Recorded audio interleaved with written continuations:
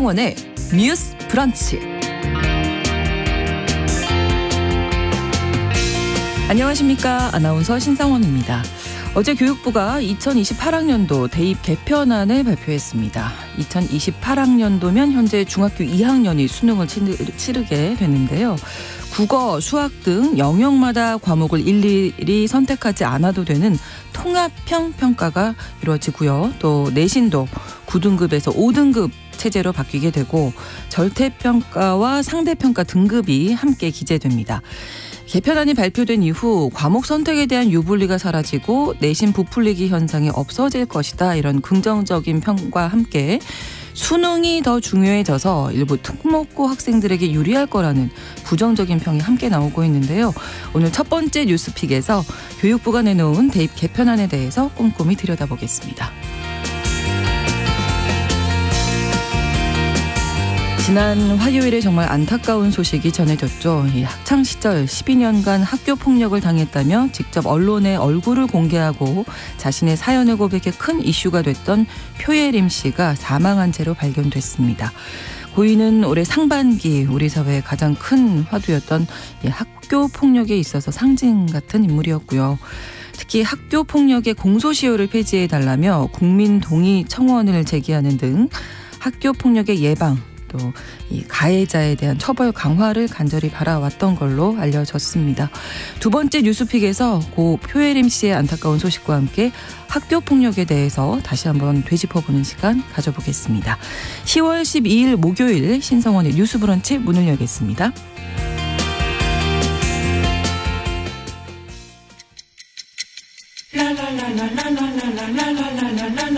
듣고 공감하고 진단합니다. 우리 사회를 바라보는 새로운 시선. 신성원의 뉴스 브런치 뉴스픽. 뉴스 브런치 청취자 여러분과 함께 소통하며 만들어갑니다. 실시간으로 유튜브 통해서 보실 수 있고요. 여러분의 의견 기다리고 있습니다. 짧은 문자 50원, 긴 문자 100원이 드는 샵 9730, 우물정 9730번으로 보내실 수 있고요. 또 라디오와 콩 앱으로도 많이 참여해 주시기 바랍니다. 목요일의 뉴스픽 시작합니다. 이슬기 기자, 조성실 시사평론가 두 분과 함께합니다. 어서 오세요. 반갑습니다. 네, 반갑습니다. 네, 첫 번째 뉴스픽 아마 학부모님들이 정말 관심이 많으셨을 것 같아요. 어제 교육부에서 2028학년도 대학 입시제도 개편안을 발표했는데 일단 다음 달 11월 16일이 올해 대학 수학능력 평가일이어서 현재 제도가 어떤지 짚어보고 이게 어떻게 바뀌는지 비교하면서 좀 말씀해 주시면 더 이해가 쉬울 것 같습니다. 이슬기 기자님 먼저 수능 관련해서 선택 과목 지금은 있잖아요. 네. 이제 이게 사라진다 이런 얘기죠. 네, 지금은 어떻게 되냐면요. 네. 2027학년도까지는 국어와 수학은 공통 과목이 있고 선택 과목이 있고 사회 탐구 영역과 과학 탐구 영역 같은 경우는 모두 선택 과목으로 구성이 되는데요. 국어 같은 경우는 독서와 문학을 공통 과목으로 치러야 하고 선택 과목으로는 화법과 작문, 언어와 매체 중에 하나를 고를 수 있습니다. 수학은 수학 1, 2를 공통 과목으로 하고요. 확률과 통계, 미적분, 기하 같은 선택 과목 중에 하나를 택해야 합니다. 사회 탐구 영역이나 과학 탐구 영역 같은 경우는 사회는 9과목, 과학은 8과목 중에 최대 2개를 택한다고 보시면 되겠습니다. 네, 이게 선택하게 하는 이유가 있었을 텐데 사실 뭐 예전에 너무 오래된 얘기지만 기억을 또 되살려 보면 좀 뭐 여학생들은 이런 과목을 좀 많이 선택해 뭐 이런 것들이 좀 있었던 것 같아요. 좀 쏠림 현상이 아무래도 있게 되죠. 네, 저 같은 경우 7차 교육 과정에서 이제 선택을 했었는데 학생들이 좋아하는 과목들이 있었어요. 그래서 학생들 각자 뭐 자기 진로나 적성에 맞는 과목을 골라서 공부하게끔 선택 과목 체제가 완성이 됐었고요. 근데 이제 표준 점수 체계가 도입이 되면서 계속해서 나온 것은 과목 간의 난이도 차이에 따라서 유리하거나 불리할 수가 있다. 그렇죠. 똑같이 절대평가 100점을 받아도 해당 과목에 이제 응시한 수험생이 얼마나 되느냐 난이도에 따라서 표준 점수에 차이가 있는 것 때문에 많은 논란을 낳았습니다. 그리고 이제 과목별로 쏠림 현상이 심한 것도 있고 아닌 것도 있는데 일례로 작년 수능을 말씀드리면 보면 사회탐구 영역 가운데 생활과 윤리라는 과목은 32.9%의 수험생이 선택을 했어요. 근데 경제는 1% 안팎의 수험생들이 선택했거든요. 저도 경제가 어려워서 결국 이제 사탐을 선택하지 않았던 기억이 나는데요. 이런 식의 현상이 계속 되다 보니까 이게 융합형 인재 양성이라는 목표와는 맞지 않다. 그리고 이제 어떤 과목을 고르느냐에 따라 유불리가 결정된다. 공정하지 않다는 평가가 계속해서 나오고 있는 상황이었습니다. 아무래도 점수를 잘 받을 수 있는 쪽으로 선택을 하게 되겠죠. 그럼 어제 발표된 개편안에서 어떤 식으로 바뀌게 되는 건가요? 네, 개편안을 보면 국어 같은 경우는 화법과 언어, 독서와 작문, 문학을 공통과목으로 전 수험생이 응시를 하고요.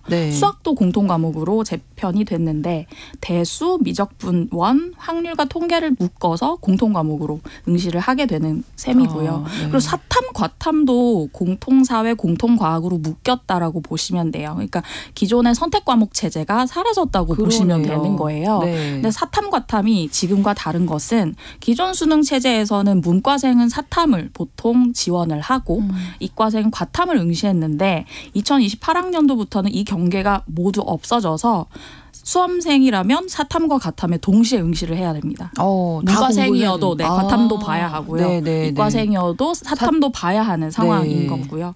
그래서 대학들은 이제 이 사탐, 과탐 모두 응시한 수험생들 가운데 뭐 특정 영역의 가중치를 부여하거나 혹은 사탐과 과탐 중에 하나만 반영하는 형식으로 이제 그 전형을 꾸려갈 수 있다. 이렇게 보시면 되겠습니다. 수능에서 제일 중요한 건 변별력일 텐데 교육부 어떻게 확보한다고 하던가요? 근데 사실 이제 교육부에서 얘기를 하는 건 변별력 확보라는 것은 결과적으로는 수능의 어떤 그 시험 형태나 이제 운용에 따라서 달라질 수 있다는 거예요. 이제 어차피 이제 뭐 통합형이나 융합형으로 과목 체계가 좀 바뀐 건 사실이지만 과목 체계 자체는 변하지 않았기 때문에 매년 시험 출제를 어떻게 하느냐에 따라서 달라질 수 있다는 게 교육부의 기본 입장입니다. 자, 일단 수능은 이렇게 바뀌게 되고 내신이 좀 많이 바뀌더라고요. 지금 9등급제인데 5등급으로. 네, 그렇습니다. 우선 이제 대전제는 지금 중학교 2학년인 학생들, 그러니까 내년도에 중학교 3학년에 진학하는 학생들 이후에 학생들에게 적용되는 안이라고 보시면 될 것 같고요. 이게 우리 고등교육법에 따라서 4년 전에 예고를 하게 되어 있습니다. 그래서 내신 같은 경우에는 종전에 예상되었던 부분이 고등학교 1학년의 경우에는 상대평가를 유지하고 2학년, 3학년은 절대평가제로 가져가는 안을 이제 예상을 하고 있었는데 이번에 여러 뭐 간담회 등을 통해서 이것이 뭐 교육부 입장에서는 오히려 1학년 때 상대평가에서 상대적으로 열의를 차지하게 된 학생들의 경우에 2, 3학년의 학업 동력 자체가 사라질 수 있다. 뭐 이런 여러 가지. 그래서 현재 자퇴하고 있는 학생들도 많이 늘고 있거든요. 그런 부분들을 종합적으로 감안해서 고 1, 2, 3학년을 모두 동일한 평가 체제로 개편하겠다라는 시안을 발표한 겁니다. 그런데 지금 내신 같은 경우와 또 수능은 9등급제로 유지가 되고 있거든요. 쉽게 말하면은 9개의 단위로 나눠서 일정 퍼센티지 안에 들면은 그 등급에 포함이 되게 되는 겁니다. 그런데 내신 같은 경우에 5등급제를 도입하겠다라고 발표를 했습니다. 이 9등급제와 상대평가의 문제점은 여러 측면에서 좀 비판을 받아왔는데요. 특별히 학령 인구가 감소를 하면서 농어촌 같은 경우에는 전체 학교의 인원수 자체가 모수라고 볼 수 있죠. 적잖아요. 그러다 보니까 뭐 상위에 뭐 3%, 5%가 된다 하더라도 1등급을 받기 어려운 구조적 한계가 존재했습니다. 그런 부분들을 이제 반영해서 교육부 입장에서는 5등급제를 도입하겠다. 다만 수능도 9등급에서 5등급으로 동시에 바꿨을 때 현장 혼선이 뭐 빚어질 수도 있고 수능 같은 경우에는 전체 응시자 수가 워낙 많기 때문에 9등급제를 우선적으로 유지를 하겠다라고 말을 했습니다. 그래서 이런 부분들이 일각에서는 굉장히 또 강하게 비판을 받고 이제 원점에서 재검토를 해야 된다라는 요구를 하고 있는 상황인데요. 왜냐하면 우리가 상대평가로 인한 이제 학교 내의 여러 가지 문화적인 부분들, 폐해라고 할 수 있죠. 부작용들이 지속적으로 보고가 되고 있기 때문에 이것들을 학생들을 극도의 경쟁으로 몰아놓는 이제 제도가 될 것이다. 그래서 이런 부분들에 대해서 이제 추후에 어떻게 최종안이 발표될지 기추가 주목되고 있습니다. 네, 모든 과목을 또 절대평가하면서 상대평가 이게 같이 기재를 한다고 하더라고요. 네, 그래서 상대평가만을 기재하는 것이 아니라 절대평가 점수와 상대평가 점수를 같이 기입을 하겠다는 건데요. 이제 이 사안을 지금 듣고 계신 청취자분들 중에는 지금 앞서 이 기자가 설명한 부분부터 제가 설명한 부분까지 원래 이제 수학능력 시험은 사회 과목도 보고 과학 과목도 보는 것이 아닌가라고 생각하시는 분들이 많으실 것 같아요. 왜냐하면 우리가 이제 학교별로 고사를 봤던 시기가 있고 또 수능이 도입됐던 시기가 있습니다. 나이테처럼 커다란 분기점이 있는데요. 수능에서도 가장 급진적인 변화가 이루어졌다라고 보는 것이 7차 교육과정 세대로의 전환이거든요. 네. 제가 그 첫 세대입니다.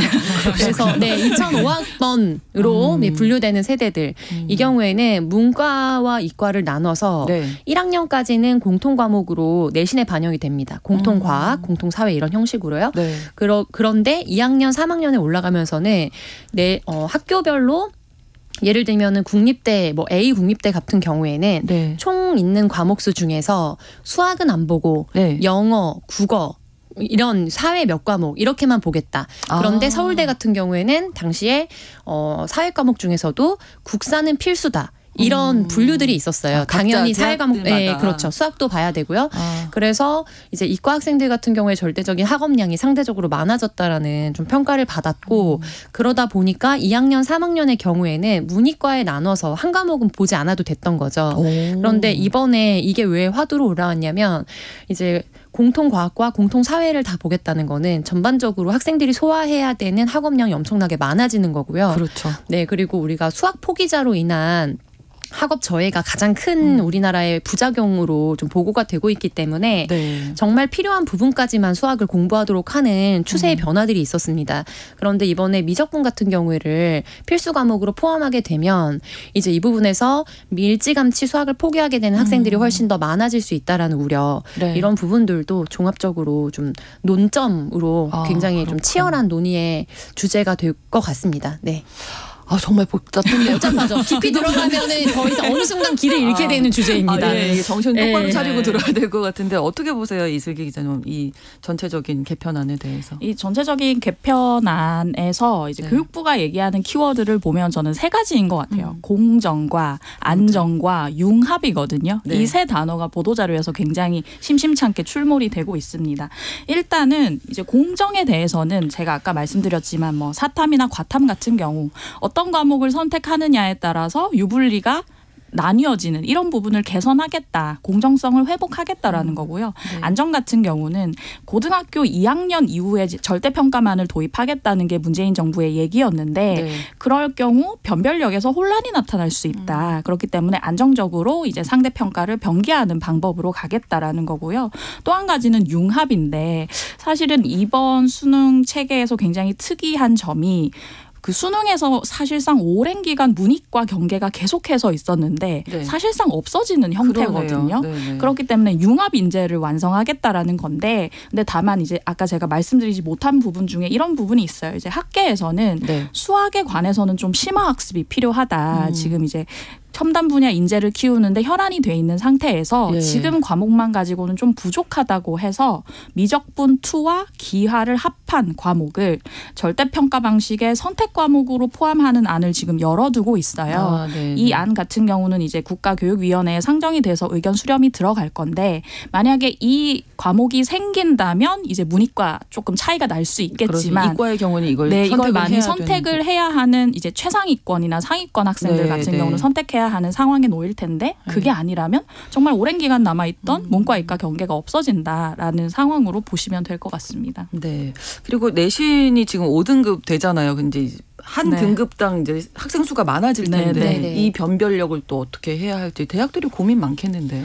네, 이게 내신 평가가 5등급제로 바뀐다고 하면 현재는 1등급 범위가 상위 4%까지거든요. 근데 5등급으로 바뀌면 10%까지 늘면서 대학들 입장에서는 이 등급 안에 들어간다고 해서 정말로 뛰어난 학생인지 의문을 갖게 되는 상황인 거예요.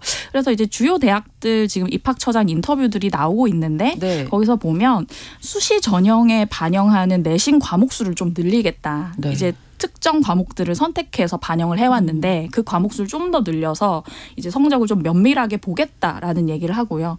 두 번째는 이것도 이제 수시 전형의 하나는 건데 수능 최저 학력 기준을 현행보다 높이겠다. 그래야 더 뛰어난 학생을 선발할 수 있을 것이다라는 얘기를 하고 네. 뿐만 아니라 면접이나 논술 같은 다른 어떤 정성평가 요소 같은 것들도 추가할 가능성도 지금 제기가 되고 있고요.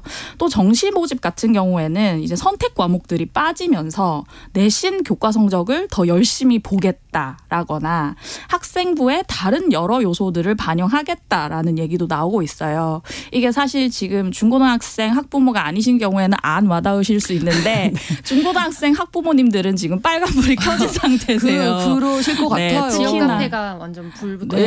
맘카페가 정말 뒤집어진 상황이거든요. 네. 그렇게 해서 지금까지 나온 이제 어떤 현행 체계대로 공부를 해오고 맞춰왔는데 특히나 이제 2028학년도부터 대입 개편안 들어가는 친구들은 완전 다 바꿔서 특히나 수시, 내신, 정시 모두 3중고를 다 겪어야 된다라는 상황에 지금 온 것으로 보입니다. 그냥 얼핏 듣기에 공부 진짜 많이 해야 되겠구나. 3년 내내 이런 생각이 막 드는데요. 어떻게 보세요, 조성실 평론가님? 저는 기본적으로 수능뿐만 아니라 내신도 절대평가제로 가야 된다라고 생각하는 입장이고요. 네. 그리고 현재 수능을 상대평가로 하고 있는 것이 기본권을 침해한다라는 논지에 헌법재판소에 이제 소송이 제기된 바가 있습니다. 네. 거기에 후원자로 저는 함께 했기 때문에 네, 기본적으로 이 우리의 그 상대평가제가 사실은 가장 손쉬운 방법으로 학생들을 줄세우도록 하는 그래서 그 피해를 오롯이 학부모들과 그리고 학생 당사자들이 겪도록 하는 문제라는 생각이 많이 들어요. 그러니까 이제 대체로 다수의 많은 분들께서 우려하시는 부분은 변별력의 문제를 어떻게 할 것인가잖아요. 근데 우리가 그렇죠. 헌법상에서 대학 교육의 자율성을 굉장히 많이 보장하고 있고 그래서 생각보다 높은 법령의 상위에서 보장을 해주고 있거든요. 네. 그래서 많은 부분에서 대학 교육에 이제 국가의 여러 지원을 하면서도 자율성은 침해하지 못하도록 하는 어떤 성역과 같은 부분으로 보장되는 부분이 있습니다. 네. 그런데 우리가 그 부분에서 어떻게 보면은 당연한 것이 아닌데 당연한 것처럼 이제까지 좀 익숙하게 체화해왔던 것은 결국 한 번의 시험으로 학생들을 전체적으로 점수를 매겨놓고 대학에서는 대학의 상위 랭크나 저명도에 따라서 높은 순번부터 뽑아가는 방식으로 선발을 해왔어요. 그렇죠. 그런데 곰곰이 생각해보면 대학에서 각 학교와 특히 그 학과에서 필요로 하는 인재를 어떤 방식으로 측정하고 평가할 것인가에 대해서 개발을 해야 되는 거는 대학의 몫이거든요. 그렇죠. 네. 그리고 제가 이제 어떤 시험 준비를 하면서 과목을 들었을 때 국내에서 사법고시를 패스한 교수님, 강사분이 하셨던 얘기였는데 학교 내신에서 늘 전교 1, 2등 하던 친구들이 서울대 혹은 뭐 유수의 법대들에 모이고 그리고 나서 본인이 느꼈던 자괴감은 결국 사회성이 좋고 중상위권 정도의 공부를 하면서 사업으로 큰 히트를 쳤거나 네. 그리고 대기업에서 일정 부분의 어떤 성과를 보여서 이후에 뭐 이사나 감사진으로 어디에 가 있는 사람들을 법률 지원해주는 역할을 하게 되는 자신을 보면서 배신당한 느낌을 받았다라는 얘기를 하신 적이 있었는데 굉장히 공감이 됐습니다. 네. 내가 이렇게 열심히 공부할 필요가 있었나. 네네. 그리고 이렇게까지 할 필요가 있었나 과연. 이런 학교 공부에서 거죠? 입시를 또 잘하는 학생과 이후에 대학 교육에 가서 그 과목을 심층적으로 예를 들면 기술 개발, 기초 기술을 개발하는 역량을 더 심층적으로 중장기적으로 개발해낼 수 있는 역량은 또 다를 수 있거든요. 그렇죠. 네, 그래서 전 세계적인 추세가 사실 다면 평가를 통해서 그거를 뽑아내는 그런 것을 경쟁력을 높이고 있는 상황 속에서 우리가 여전히 대학이 어떻게 쉽게 이 변별력을 가져갈 수 있을 것인가를 국민적으로 같이 고민해 주는 것 자체가 현실적으로는 사실 우리에게 피해가 오기 때문에 당연히 관심이 되는 관심사이긴 합니다만 좀 원점에서 다시 생각해 볼 필요가 있다는 생각이 들고요. 오늘 안에 대해서는 전 정합성 부분에서는 좀 우려되는 부분이 크게 있습니다. 왜냐하면 고교 학점제라고 해서 이제 뭐 1학년 지나고 2학년 지나고 3학년을 출석 일수를 채우면 졸업을 시켜주는 것이 아니라 특정 학점 이상을 이수해야 대학처럼요. 졸업장을 주는 형태로 사실 고교의 여러 가지 교육 과정이 많이 변화하고 있거든요. 근데 그거를 시행하는 과정에서 지금 내신과 수능을 이렇게 별도의 체계로 가져가게 되면 결국 수능에서 효과를 볼 수 있는 과목에만 쏠림 현상이 생길 수밖에 없고요.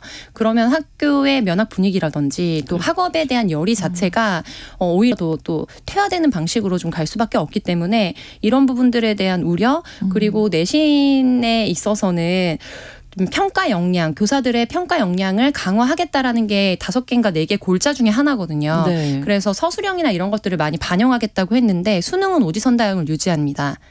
네, 그러면 결국에 내신을 사실 저는 너무 쉽게 우려되는 부분이 뭐였냐면 내신에 제출하는 거는 어떻게 보면은 그냥 출제 문제은행 같은 거를 뽑아주고 거기를 달달 외우게 하거나 혹은 수행평가 같은 경우에는 또다시 누가 대리로 해줄 수 있는 그런 시장이 다시 성행하겠구나라는 생각이 당연하게 들었거든요.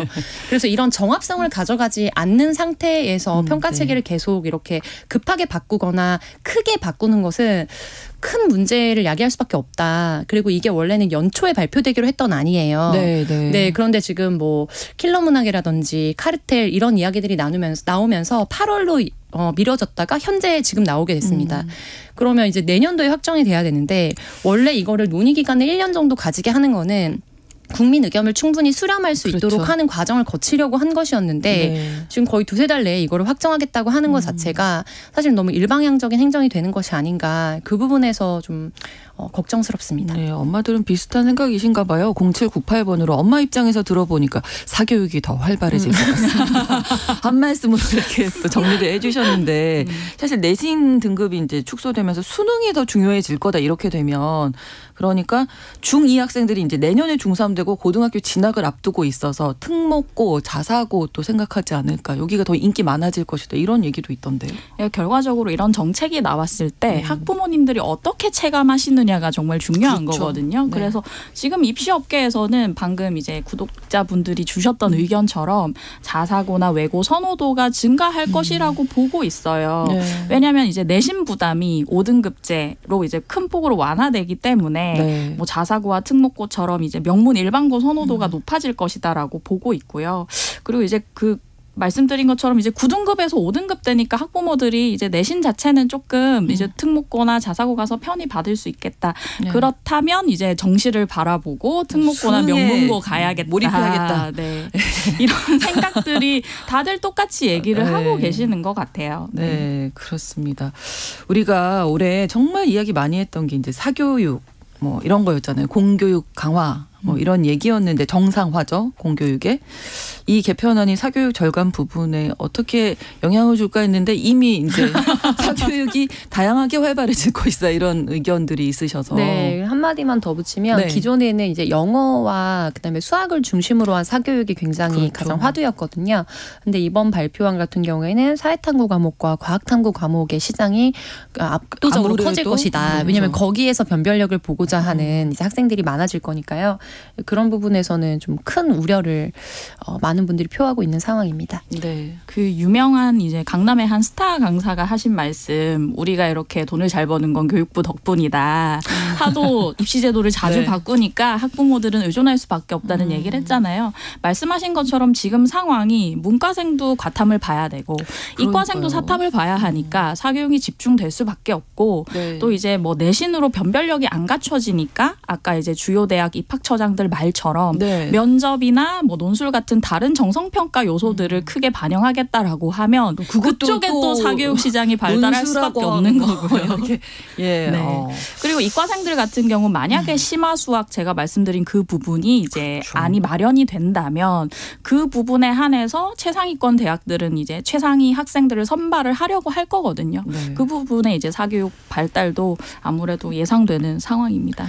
근데 이제 교육부 차원에서는 이제 킬러 문항을 배제하겠다라는 게 굉장히 큰 지침이기 때문에요. 어떤 방식에서 나올 것인지에 대해서 예상할 수 있도록 예상안을 최대한 마련하겠다. 그리고 지금 그 교육방송 교재의 50% 이상 유지하도록 하는 거는 그 안을 유지하면서 최대한 개념을 학습했는지를 평가하는 방식의 문항을 유지하겠다라고 발표하기는 했습니다. 그리고 이게 이제 개편안이다 보니까 이제 논의를 통해서 좀 수정될 부분도 있겠죠? 현재 발표된 건 시안이고요. 국가교육위원회라는 이제 그 국가 산하에 있는 행정위원회거든요. 그걸 통해서 의견 수렴을 거치고 최종 확정될 예정입니다. 11월 중에는 지금 20일경이었던 것 같은데 여의도 근방에서 공청회를 하게 하겠다라고 예고를 한 상황입니다. 그렇군요. 앞으로 또 어떻게 될지 좀 지켜봐야 되겠습니다. 뉴스 브런치 1부 마치고 2부에서 계속 뉴스픽 이어갑니다. 11시 30분부터 일부 지역에서는 해당 지역 방송 보내드립니다.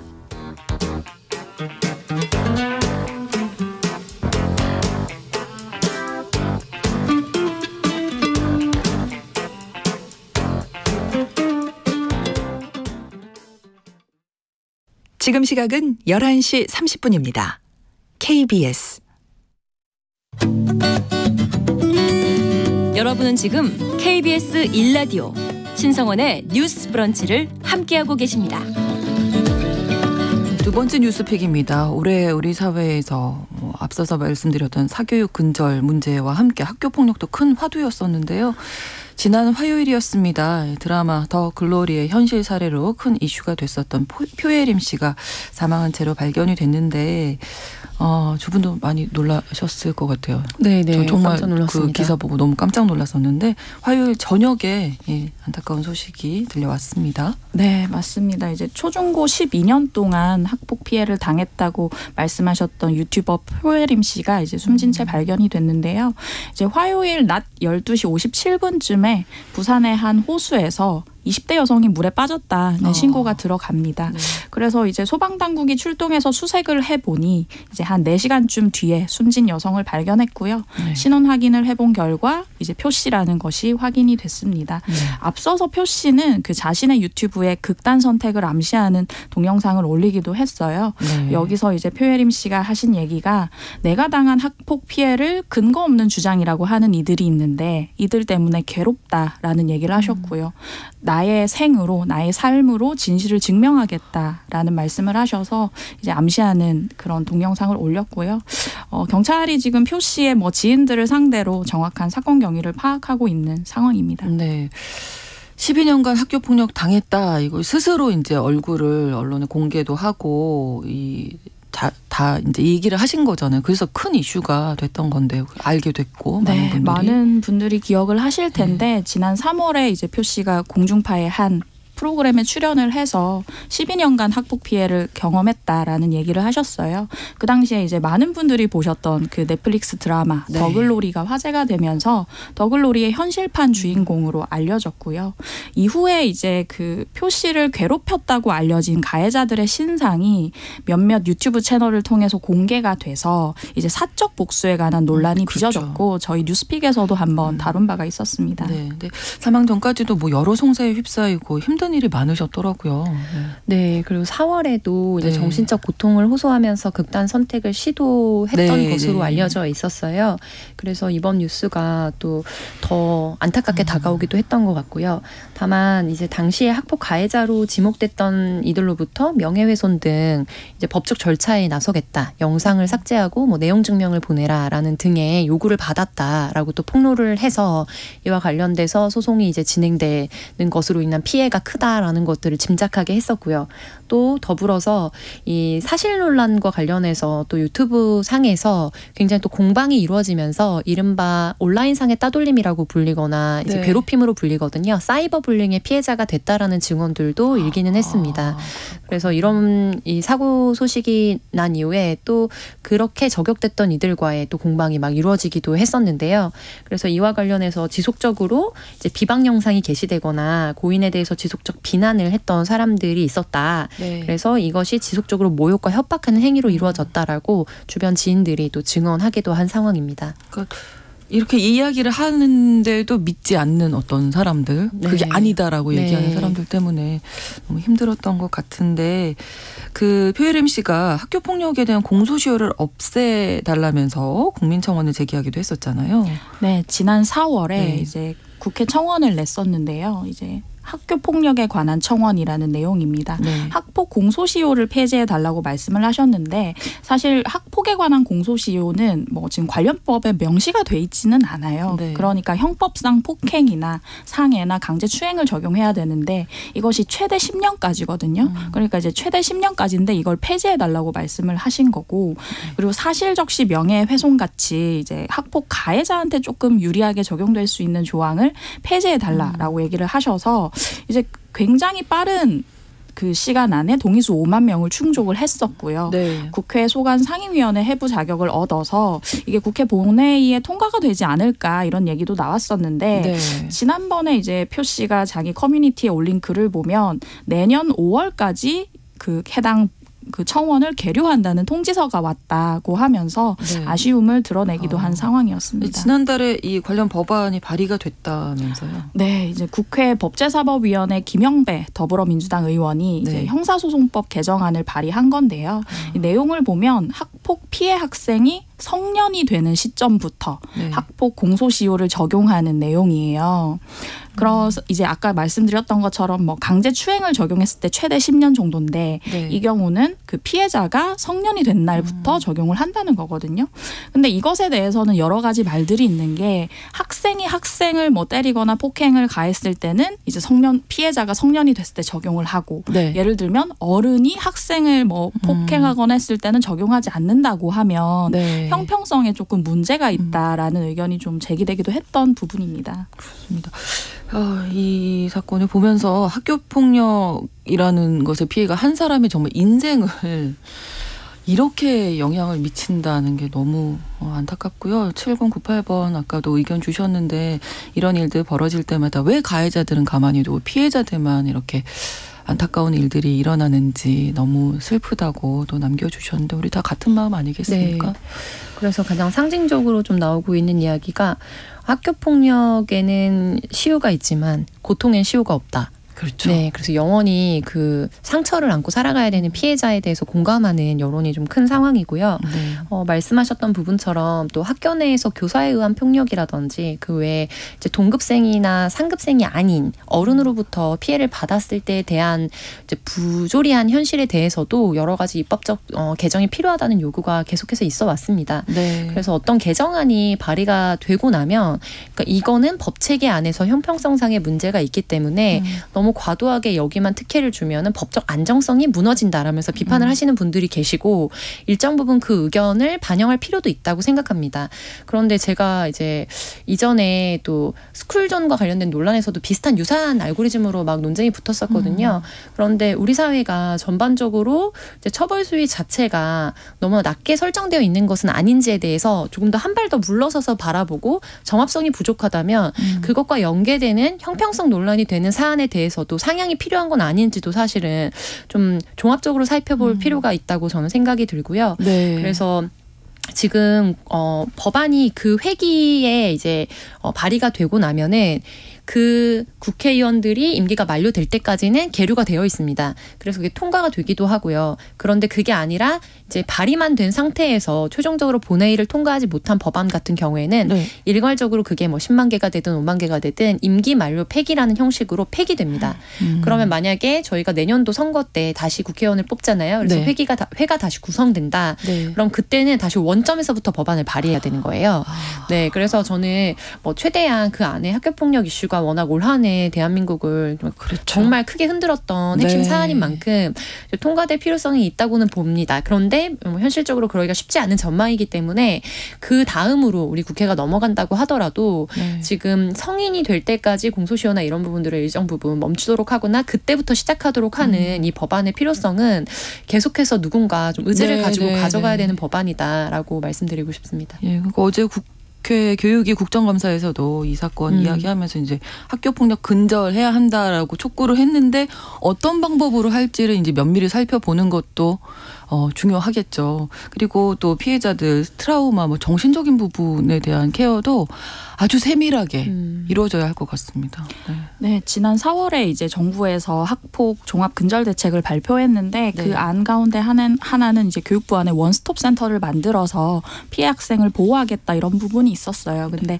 많은 전문가들이 지적하는 건 교육부가 만든 원스톱 센터가 학생들 트라우마 치유를 얼마나 전문적으로 가져갈 것인가 하는데 좀 의문이 있는 거거든요. 그래서 이게 꼭 교육부 안에 설치하는 것이 다인가? 민간에 좀 도움을 받아서 네. 민관 협력으로 가져가는 건 어떤가 하는 생각도 들고요. 네. 이 표혜림 씨 건 같은 경우는 저도 이제 평론가님과 어느 정도 동의를 하는데 이제 다른 것보다도 이 표씨 같은 경우는 초중고 12년간 학폭 피해를 경험했다고 하는데 우리가 초등학생 때, 중학생 때 각성을 해서 뭐 친구를 고소하고 이런 건 굉장히 어려운 일이죠. 그렇죠. 피해를 부모님께 네. 얘기하고 하기가 쉽지 않고요. 그리고 어떤 그 표시 주장에 따르면 어떤 커뮤니티 안에서 이뤄지는 폭력 피해이기 때문에 더욱 규명이 어렵고요. 그렇기 때문에 성년까지 공소시효를 좀 연장하는 이런 부분에 대해서 어느 정도 국민 법 감정에 의해서 좀 이해가 되는 부분이 있거든요. 그래서 이 학폭 피해 가운데서도 좀 경중을 따라서 좀 세밀하게 살펴본다거나 하는 취지가 필요할 것 같고 결과적으로는 이게 학교라는 공동체가 학생을 보호해주지 못했기 때문에 성인이 되어서도 계속 피해를 호소해야 했고 그걸 사회에서 인정받지 못한 것이기 때문에 학교 폭력 예방에서부터 우리가 어떻게 해야 할지를 좀 따져봐야 될 것 같습니다. 네. 자, 목요일의 뉴스픽 여기서 마무리하겠습니다. 이슬기 기자, 조성실 시사평론가 두 분과 함께했습니다. 고맙습니다. 감사합니다. 수고하셨습니다. 신성원의 뉴스 브런치는 여러분과 함께합니다. 짧은 문자 50원, 긴 문자 100원이들은 샵 9730, 무료인 콩앱과 일라디오 유튜브를 통해 참여해주세요.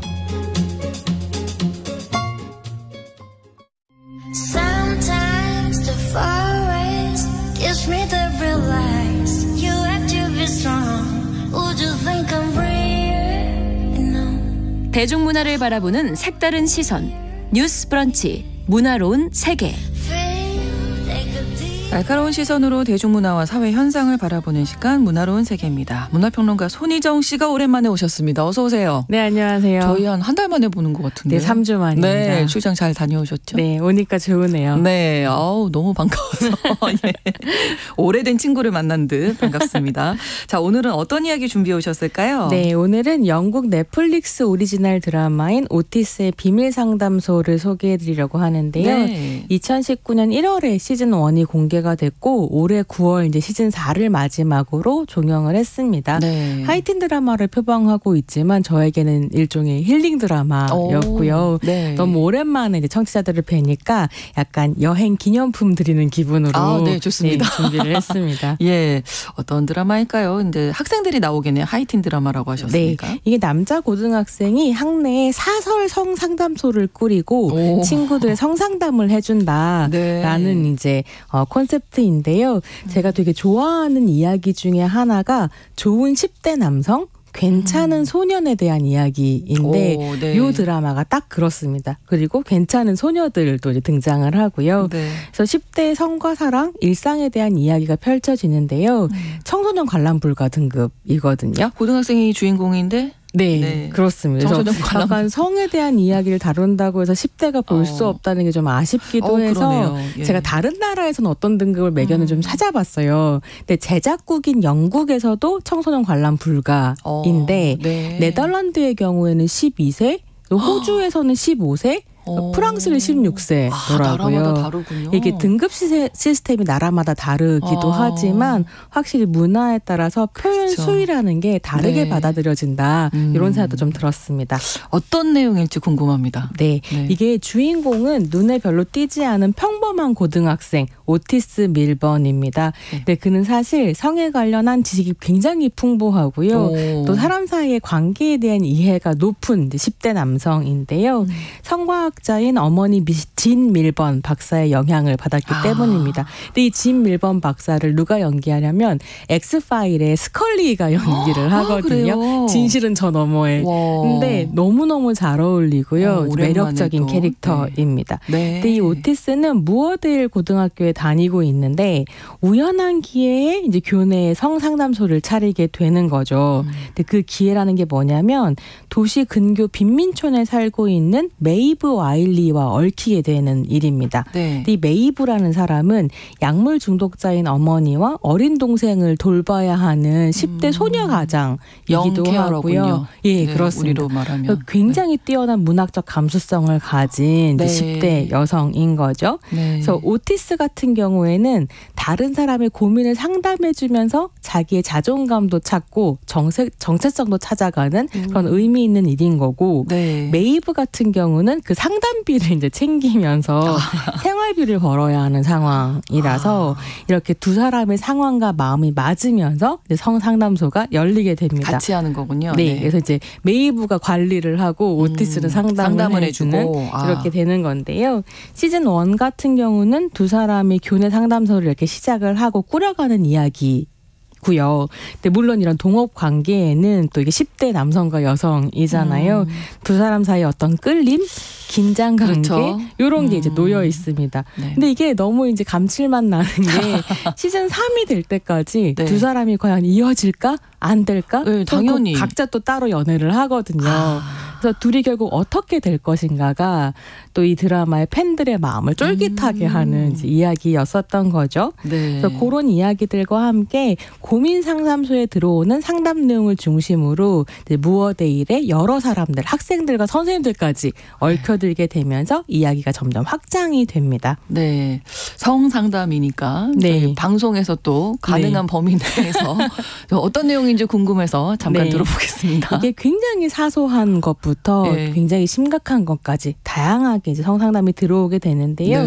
예컨대 뭐 무어데일에서 제일 잘 나가는 킹카 학생 회장이 메이브에게 고백하고 싶다. 어떻게 해야 되냐 이런 고민 상담을 오티스한테 해옵니다. 근데 또 오티스는 메이브를 좋아하잖아요. 그런 마음이 있는데 뭐라고 얘기하죠? 그러면? 그러니까 이거를 망쳐야 될지 아니면 상담가로서 프로페셔널하게 임해야 될지 뭐 이런 갈등이 또 진행이 되기도 하고요. 하지만 드라마에서는 또 메이브가 이 친구 이름 잭슨인데 잭슨과 연애를 하게 되면서 또 오티스가 애가 타는 이런 이야기가 펼쳐지기도 하고 또 뭐 애인과의 관계가 잘 안 풀린다거나 뭐 트랜스젠더 정체성을 이해하지 못하는 부모님 때문에 힘들다 같은 다양한 성적 문제들이 상담의 주제가 됩니다. 그래서 드라마를 쫙 따라가다 보면 그런 생각이 드는데요.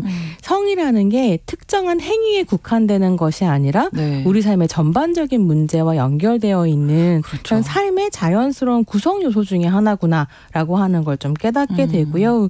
내가 뭐 어떤 옷을 입고 어떻게 행동하고 또 어떤 것에 끌리고 어떤 것을 경험한다. 이런 아주 일상적인 일들이 나의 성 정체성, 성적 지향 그리고 성적 성향들과 연결되어 있고 그건 단순히 뭐 어떤 행위 하나로만 단절적으로 설명될 수 없다라고 하는 거지 이 작품을 보면 좀 알 수 있고요. 제가 이 작품과 사랑에 빠지게 된 결정적인 에피소드가 시즌 1의 5화거든요. 그래서 요 5화를 좀 설명을 해드리면 이 작품이 어떤 작품인지 청취자들께서 맛을 보실 수 있을 것 같아서 준비를 해왔는데요. 이 에피소드는 바로 수치스러운 사진 유출로 협박을 받은 한 학생이 이제 이 상담소에 도움을 요청하면서 시작되는 에피소드입니다. 우리가 뭐 이런 비슷한 사건들을 많이 다루다 보니까 그런 쪽으로 생각하게 되는데 수치스러운 사진은 어떤 건가요? 네, 5화가 시작이 되면 전교생의 핸드폰이 따르릉 하고 울리는데 뭐지 하고 보니까 한 여학생의 성기 사진이 뿌려진 거죠. 무어데일 학생 중에 한 명의 사진인 건데요. 모두가 이거 도대체 누구 사진이냐를 수군거리기 시작하고 뭐 이제 그거에 대한 또 품평을 하고 뭐 이런 일이 벌어집니다. 그게 바로 이제 수치스러운 사진인데요. 그 사진은 메이브와 앙숙 관계에 놓여 있는 무어데일의 퀸카 루비의 사진이었습니다. 루비는 이제 메이브를 찾아가서 사진을 누가 유포했는지 찾아달라면서 내가 일주일간 데이트했던 톰에게만 보낸 사진인데 이게 이렇게 이제 풀렸다라고 얘기합니다. 그래서 과연 톰이 범인일까? 이제 메이브가 추적을 시작하게 되죠. 이제 동업자인 오티스 같은 경우에는 야 동의 없는 사적 사진 유포는 범죄야. 우리가 해결할 게 아니고 그냥 경찰서로 가 이렇게 얘기를 해요. 근데 메이브가 보기에 이 문제는 그렇게 간단한 문제가 아닙니다. 왜요? 왜냐하면 일단 경찰이 적극적으로 이 사진을 수사해 줄 것인가. 한국의 케이스를 봐도 그렇잖아요. 이거 뭐 애들 장난인데 라고 넘긴다든지 아니면 네가 보낸 사진이잖아 라고 해버리면 사실 해결이 안 나는 거죠. 그런 게 또 하나가 있고 사실 메이브가 정말로 막고 싶은 건 뭐냐면 이게 루비의 사진이라는 걸 밝혀지는 걸 막고 싶은 거죠. 왜냐하면 그 사진이 루비 거야라고 하는 게 알려지게 되면 루비가 당해야 할 일은 그야말로 수치스러운 낙인이기 때문에 메이브 루비 너무 미워하거든요. 앙숙이라면서요. 네, 그리고 루비가 또 메이브에 대한 나쁜 소문을 막 퍼뜨리기도 하고 그래서 미워하지만 루비를 이제 도와주려고 합니다. 같은 여성의 입장에서 그런 거죠. 그런 것도 그러니까 있겠네요. 그래서 오티스가 계속 이해를 못하니까 메이브가 그런 이야기를 해요. 너 나에 대해 나쁜 소문 들어보지 않았냐. 예컨대 내가 뭐 암호하거나 잔다거나 뭐 돈을 받고 뭘 한다거나 그런 이야기 들어보지 않았냐. 근데 그 나쁜 소문의 시작이 뭐였는 줄 알아? 이렇게 물어봅니다. 오티스가 답을 못하거든요. 그 시작은 내가 한 남자애가 나한테 키스하고 싶다고 했는데 그걸 거절한 것부터가 시작이었어. 라고 이야기해요. 그러니까 말하자면 거절에 대한 보복을 나쁜 소문으로 당했던 셈이고요. 그렇게 여성이 내 뜻대로 되지 않는다고 온라인에 헛소문을 퍼뜨리거나 폭력을 행하는 일은 한국에서 사실 굉장히 많죠. 특히나 이제 소위 한때 리벤지 포르노라고 불렸었던 디지털 성범죄 같은 것들도 기억을 하실 수 있을 것 같습니다. 그러니까 이제 메이브는 말씀하신 것처럼 같은 여자로서 그 루비를 도와주고 싶었던 외면할 거고요. 수가 없는 거죠. 네네. 그래서 이제 오티스가 그걸 듣고 몰랐다 미안하다 그래서 같이 범인을 찾게 되고요. 범인을 찾아냅니다.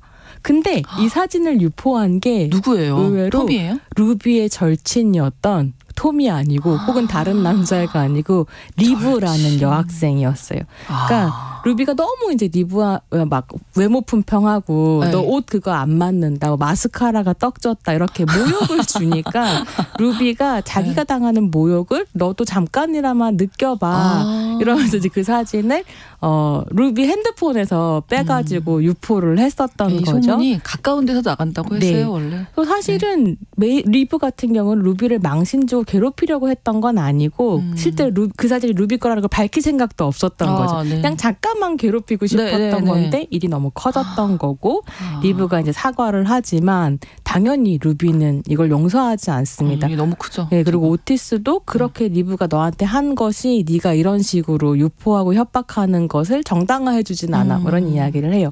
그래서 다음 날이 되면 학교 조회 시간에 전교생이 강당에 모여 있는데 누군가 어머 그 사진 루비 거라며 외칩니다. 그러니까 사람들이 막 깔깔깔 하면서 루비를 놀리기 시작하거든요. 그때 사진을 유포했던 리브가 자리에서 벌떡 일어나서 그건 내 사진이야 라고 얘기합니다. 그래서 사실 그러니까 리브는 잘못했죠. 용서받기 힘든 잘못을 했지만 자기 방식대로 그걸 이제 책임을 지고 진심을 담아 사과를 하고 싶었던 거고요. 근데 리브가 그렇게 용기를 내자 이어서 메이브가 자리에서 일어나서 아니야 그건 내 사진이야 라고 얘기해요.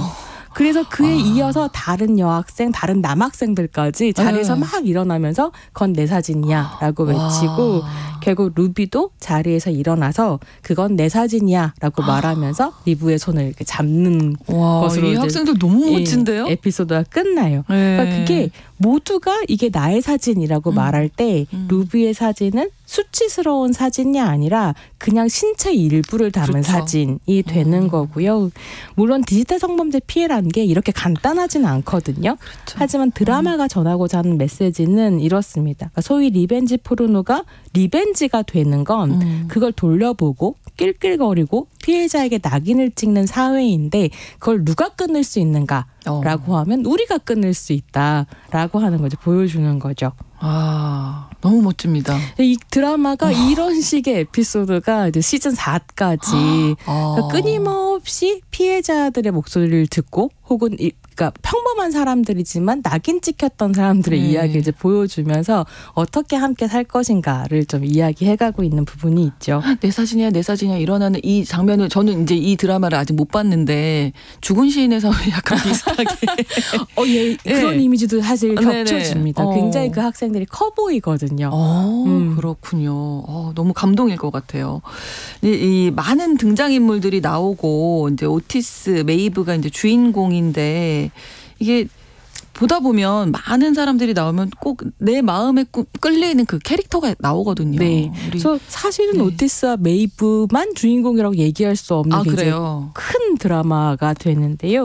이게 영국의 인구 구성을 다 보여준다는 생각이 좀 들었어요. 그래서 동성애자, 이성애자, 무성애자, 양성애자 등 여러 성적 지향과 뭐 트랜스젠더의 젠더 퀴어까지 다채로운 성 정체성을 가진 사람들이 등장하고요.